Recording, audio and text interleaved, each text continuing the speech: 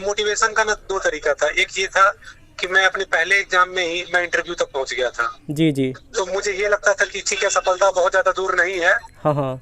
तो इस तरीके से भी मैं मोटिवेट था। दूसरा ये था कि जिस अभाव में रह के भी पेरेंट्स मेरे लिए इतना कुछ कर रहे थे, वहाँ मुझे पीछे वापस आने का कोई रास्ता नहीं था। सोनपुर का लाल विक्रमजीत सिंह, जो कि 67वीं बीपीएससी परीक्षा क्वालिफाई करके और आज प्रखंड कल्याण पदाधिकारी हुए। तो बाप दादा का जमीन जायदाद है ना, उसको बेच करके उससे पैसा लेकर के और तुम अपनी पढ़ाई को आगे बढ़ाओ। बहुत परिश्रम किया बापू को, कुछ कहा नहीं जाता। अच्छा।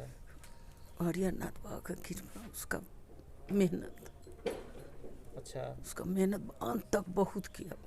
ये इसका टारगेट तो हमने बहुत पहले ही कर लिया था, 10th के बाद ही, 12th के बाद ही। जी जी। लेकिन बीच में फिर अपना एकेडमिक्स था, ग्रेजुएशन था, पीजी था। जी वो जी। करने के बाद लगभग 7-8 साल मुझे डेडिकेशन के साथ इसमें लगना पड़ा, तब जाके ये मुकाम हासिल हुआ है। जब भी उनको कुछ होता था तो मम्मी रोती थी तो हम लोग समझाते थे कि माँ जी मत रोइए, एक दिन इनका रंग दिखेगा, खिलेगा। नहीं, अभी हम मिठाई देंगे। देंगे में इसीलिए अब हो गया नहीं, इस संतोष हो गया ना, मेरा बेटा निकल गया है, जीत के आ गया है। तो अब ये मिठाई खिलाएंगे, बाद में तो बात की चीज़ बात है। लेकिन यूपीएससी में तो फाइनली नहीं हो पाया। फिर उसके बाद बीपीएससी कंटिन्यू देने लगे। तो बीपीएससी में फर्स्ट अटैम्प्ट में तो पीटी हुआ, मेंस हुआ, इंटरव्यू भी हुआ, लेकिन 3 मार्क्स से उसमें छट गया, नहीं हो पाया। उसके बाद फिर एक समय आया तो पीटी भी नहीं हुआ। फिर एक बार पीटी हुआ, मेंस हुआ, इंटरव्यू नहीं हुआ। फिर पीटी हुआ, मेंस हुआ, इंटरव्यू नहीं हुआ। एक मार्क से 2 बार फिर छट गया। लेकिन लास्टली इस बार जो है जी, मेहनत इतनी खामोशी से करे कि सफलता शोर मचा दे, और एक सफलता शोर मचा रहा है। छपरा के सोनपुर प्रखंड में मेरी मौजूदगी है विक्रमजीत सिंह के दरवाजे पे, जो कि उनका सफलता शोर मचा रहा है। मैंने सोचा कि क्यों ना पूरे बिहार में सफलता शोर मचाए, इसलिए मैं इनके दरवाजे पे आ गया हूँ। इन्होंने 67वीं बीपीएससी एग्ज़ाम क्वालिफाई करके 501 रैंक हासिल कर लिए है, जो कि हालांकि वो तो अभी है नहीं, वो ट्रेनिंग करने के लिए निकल गए हैं।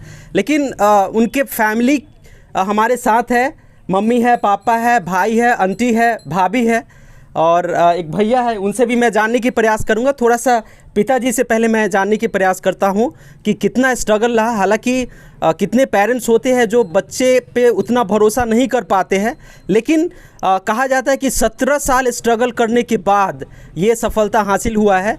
ये इतना 17 साल स्ट्रगल, मुझे नहीं लगता कि बहुत ऐसे कम पेरेंट्स होंगे जो इंतज़ार करेंगे 17 साल। क्या कारण है, आइए थोड़ा सा जानने के प्रयास करते हैं। अंकल जी, पहले तो बहुत बहुत स्वागत है चैनल में और कंग्रेचुलेसन आपको। जी, आपको भी धन्यवाद, बहुत बहुत धन्यवाद। आपके चैनल को धन्यवाद जो आप लेके यहाँ तक आए।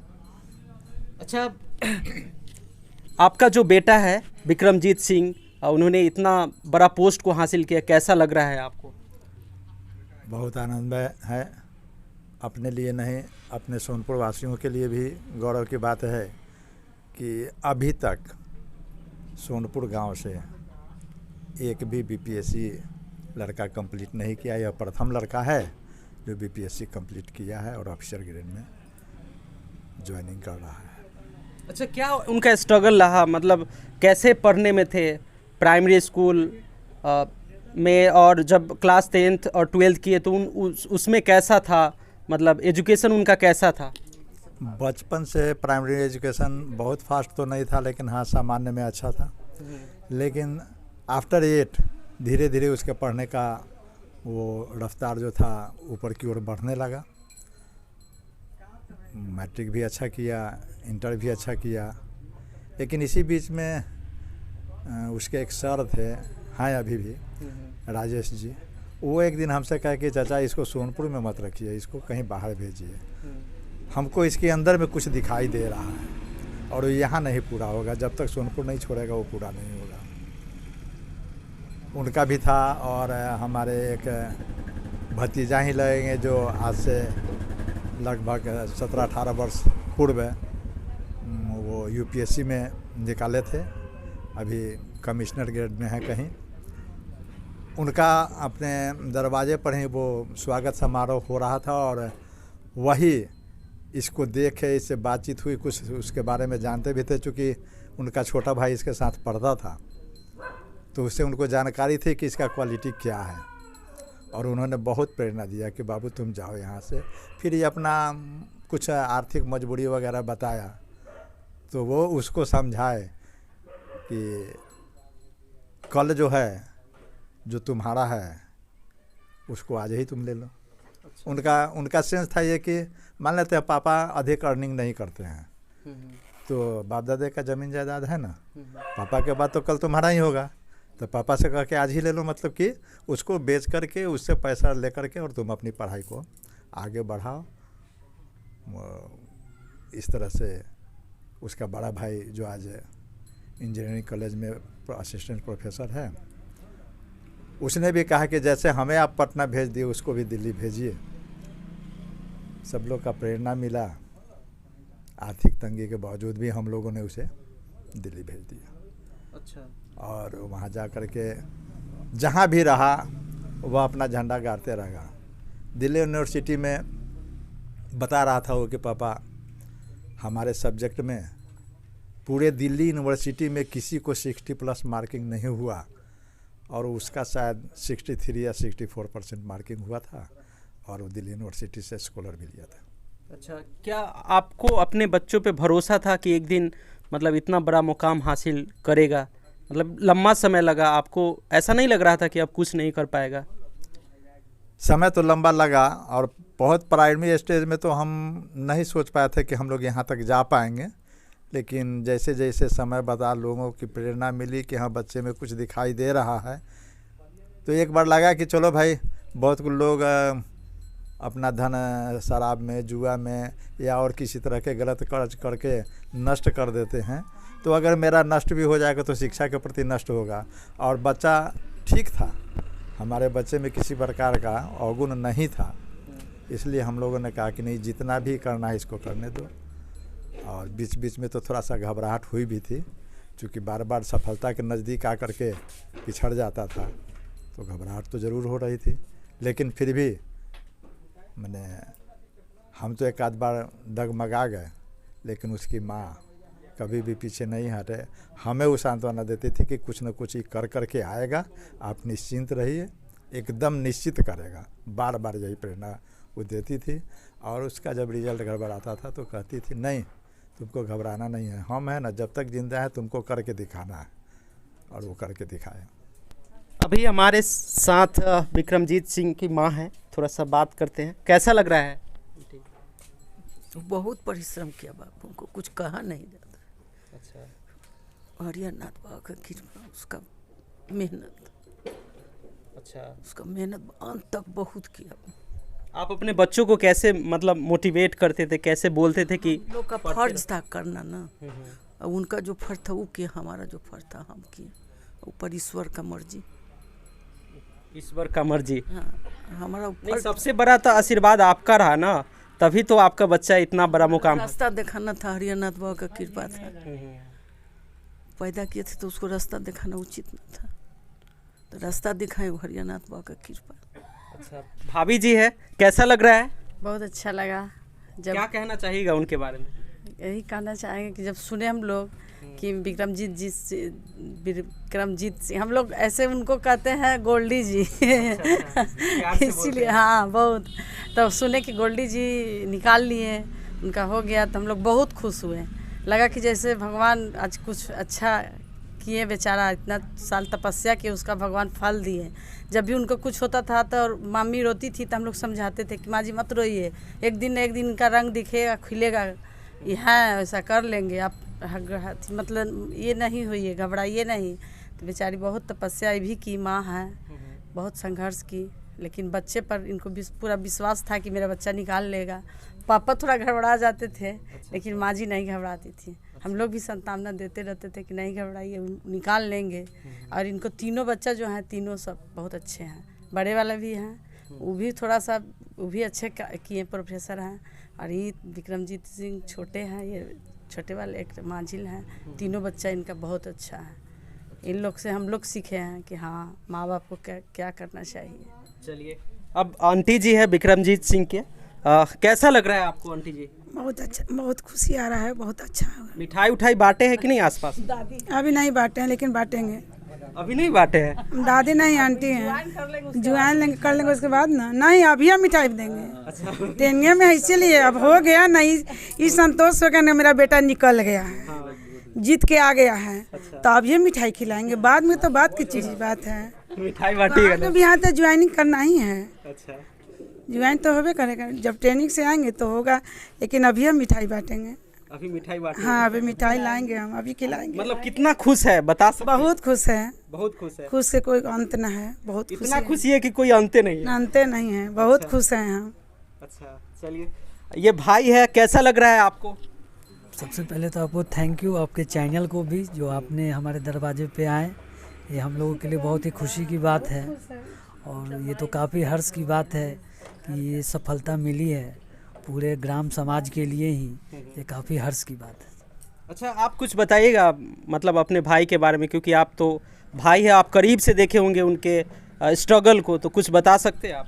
जी बिल्कुल, हम लोग तो साथ में ही रहते थे दिल्ली में। दिल्ली जब गए या ग्रेजुएशन के बाद, वहाँ नहीं, ग्रेजुएशन करने के लिए ही वहाँ गए थे।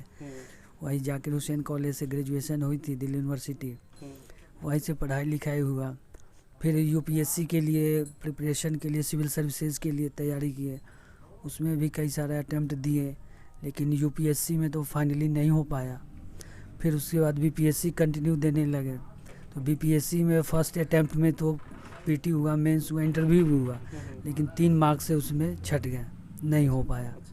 उसके बाद फिर एक समय आया तो पीटी भी नहीं हुआ, फिर एक बार पीटी हुआ, मेंस हुआ, इंटरव्यू नहीं हुआ, फिर पीटी हुआ, मेंस हुआ, इंटरव्यू नहीं हुआ, एक मार्क्स से 2 बार फिर छट गया।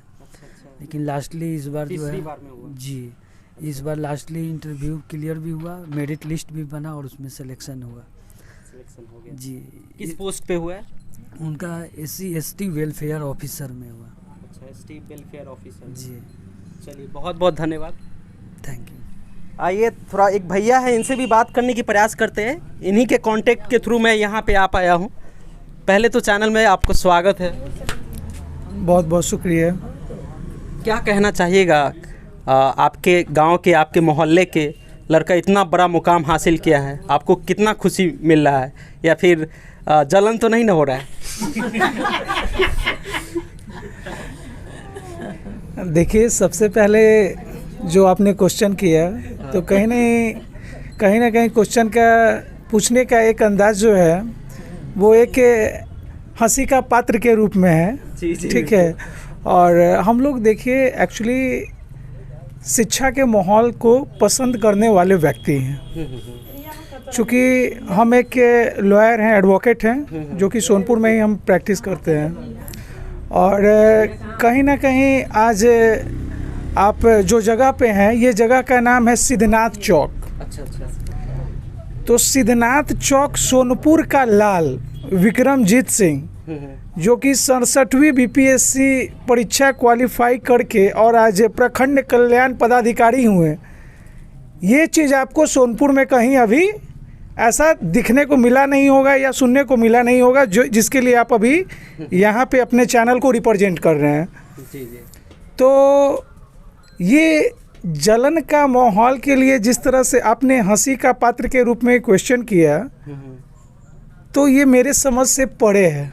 इसलिए परे हैं चूँकि अगर जलन का भाव होता तो मीडिया को, जो आपने बोला अभी जस्ट कि इन्हीं का एक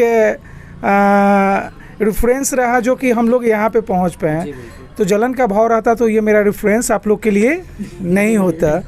और कहीं ना कहीं ये हम सबों के युवाओं के लिए प्रेरणा का स्रोत है विक्रमजीत सिंह। हम लोगों को सबको सीखना चाहिए इनसे कि अभी के टाइम में जो है एजुकेशन से लोग हट करके गलत ट्रैक पे जो है नशाबाजी है और क्या क्या है गलत ट्रैक पे लोग चले जा रहे हैं। बट ये विक्रमजीत सिंह ने जो किया, इनसे जो है बखूबी हम लोगों को बहुत अच्छे से जो है प्रेरणा लेना चाहिए, आशीर्वाद लेना चाहिए, सीख लेना चाहिए। और इनके ईश्वर तुल्य माता पिता जो इतने अच्छे अपने बच्चों को कर्म करवा करके, पढ़ा लिखा करके और संस्कार दे करके बच्चे को जो है इस मुकाम पे हासिल करवाए हैं, तो मतलब वो तो बच्चा का क्वालिटी है ही विक्रमजीत सिंह का, लेकिन इन लोगों का बहुत बड़ा श्रेय है। और मैं इस न्यूज़ चैनल के माध्यम के न्यूज़ चैनल के माध्यम से सबको अवगत करवाना चाहूँगा कि आज हम लोगों के बीच विक्रमजीत सिंह नहीं है, लेकिन उनका जो है इस चैनल के थ्रू फ़ोन पे जो है कुछ आप लोगों का वॉइस जो है सुनने को मिलेगा। और यही चैनल कुछ दिनों में जो है डायरेक्ट आप लोगों को विक्रमजीत से भी जो है जो 67वीं बीपीएससी क्वालिफाई किए हैं उनसे भी जो है इन लोग आपको डायरेक्टली जो है अपने न्यूज़ पे लाएंगे और डायरेक्ट आप लोगों को इंटरव्यू करवाएंगे।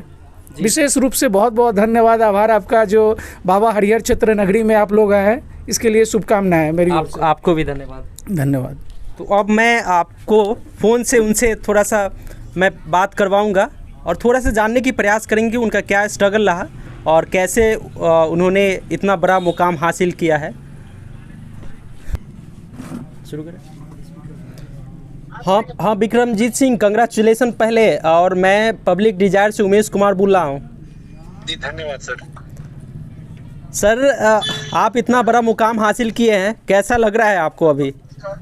ये देखिए, जीवन का ना ये एक बहुत महत्वपूर्ण मोड़ था जी, और ये जिंदगी में ना एक समझ लीजिए कि बिल्कुल करवट ही बदल लिया। जो संघर्ष था अब तक या जो सपना था, जब वो साकार हो जाता है उस खुशी को आप शब्द में बयां भी नहीं कर पाते हैं।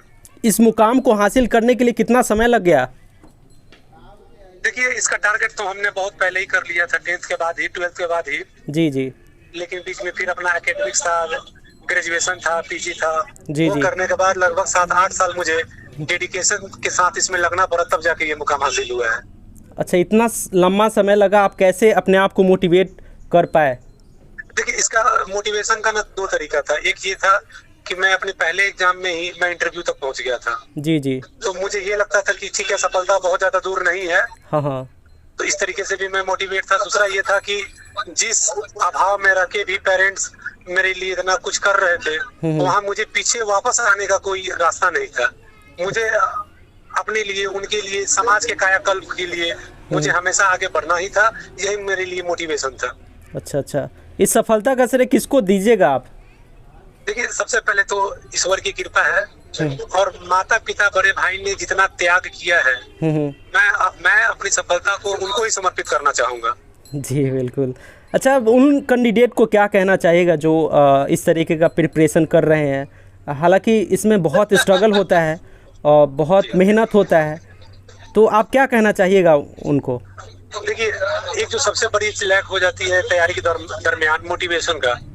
जब आपके सामने ये मोटिवेशन रहेगा कि मुझे अपने माता पिता के प्रतिष्ठा को बढ़ाना है, अपनी स्थिति को बेहतर करना है, समाज में जो वंचित लोग हैं उनकी सेवा करना है, तो आप स्वयं ही मोटिवेट होइएगा और बेहतर पढ़ाई कर पाइएगा। क्योंकि ये कंपटीशन है और कंपटीशन में जो जितना ज्यादा मेहनत करेगा वो उतना आगे जाएगा। जी जी बिल्कुल। अच्छा, आप कितना देर पढ़ाई कर लेते थे? देखिए, ऑलमोस्ट मैं हर दिन 4 से 5 घंटे पढ़ता था, लेकिन मैं डेली पढ़ता था। अच्छा, डेली पढ़ते थे आप? हाँ, मैं 8 घंटे नहीं पढ़ता था, मैं 10 घंटे नहीं पढ़ता था। हाँ। लेकिन 4 से 5 घंटे का औसत मेरा रेगुलर था। रेगुलर था। चलिए, बहुत बहुत धन्यवाद, आपसे बात करके बहुत अच्छा लगा। Thank you. Thank you. तो बाकी आपको कैसा लगा ये वीडियो, कमेंट में अपना राय जरूर दीजिएगा और इस वीडियो को ज़्यादा से ज़्यादा शेयर कीजिएगा, ताकि और भी जो भी कैंडिडेट इस तरीके का एग्ज़ाम का प्रिपरेशन कर रहे हैं उनको मोटिवेशन मिल सके और वो भी इस मुकाम को हासिल कर सके। मिलते हैं किसी और वीडियो में, देखने के लिए बहुत बहुत धन्यवाद।